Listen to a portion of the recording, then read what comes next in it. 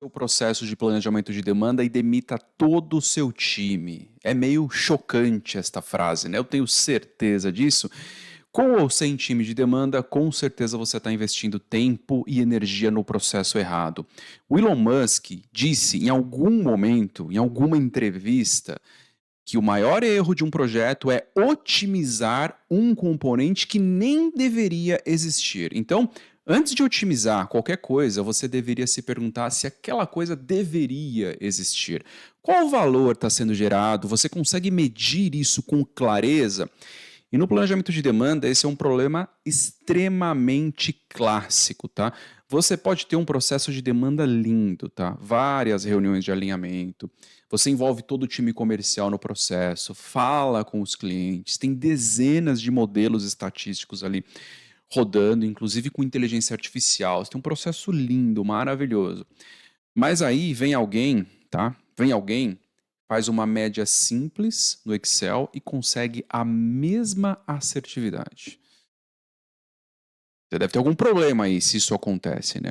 E a comparação, tá, entre um processo de demanda complexo e algo simples se chama FVA. Você tem que conhecer essas siglas, tá? Essa sigla que é Forecast Value Added, que é o quanto um modelo complexo de previsão agrega de valor quando ele é comparado a um modelo simples.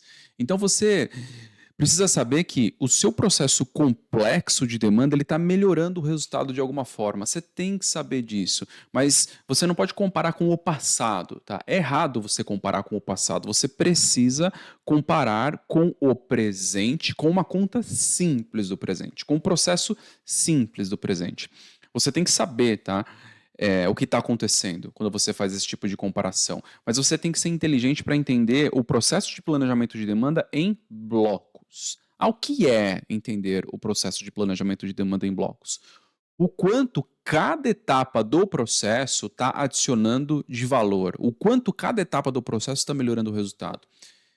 Por exemplo, retirei as reuniões de alinhamento com o time comercial e o FVA não mudou, tá? Não mudou absolutamente nada. Então, por que manter esse processo? Por que manter o processo de alinhamento com o time comercial, sendo que um modelo simples sem isso é igual? Por que fazer isso?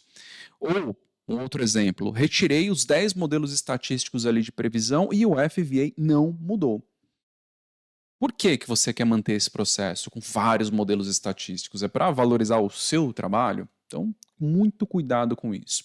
E aqui, tá, entra o ponto crítico de tudo isso que eu estou falando. Isso não significa que você não precisa ter nenhum processo. Não é isso. O que eu quero dizer aqui é que você, fazendo isso, você sabe, você conhece qual processo está gerando valor e qual processo não está gerando valor. Tá? Faz um teste aí na sua operação, faz isso que eu falei. E de novo não, né? Isso vale para planejamento de demanda, vale para planejamento de produção, vale para planejamento de materiais, para planejamento de capacidades. Sempre faça uma comparação com um processo mais simples. Faça essa comparação. No caso de planejamento de demanda, segue isso que eu falei. Olhe o seu processo como um todo e vai quebrando ele em pedacinhos para você medir o quanto cada pedacinho está adicionando de valor. E se você não tem um processo de planejamento de demanda, construa o processo com este olhar, ok? Tenha um processo super simples, e aí, baseado nesse processo super simples, uma conta simples, uma planilha, uma projeção, baseado nessa conta simples, você constrói um processo completo, complexo e vai entendendo quanto cada bloco desse processo complexo está melhorando o valor, melhorando a assertividade, comparando um modelo com o outro. Isso muda completamente o seu resultado e você passa a colocar energia no lugar certo. Um abraço e até mais. Tchau, tchau.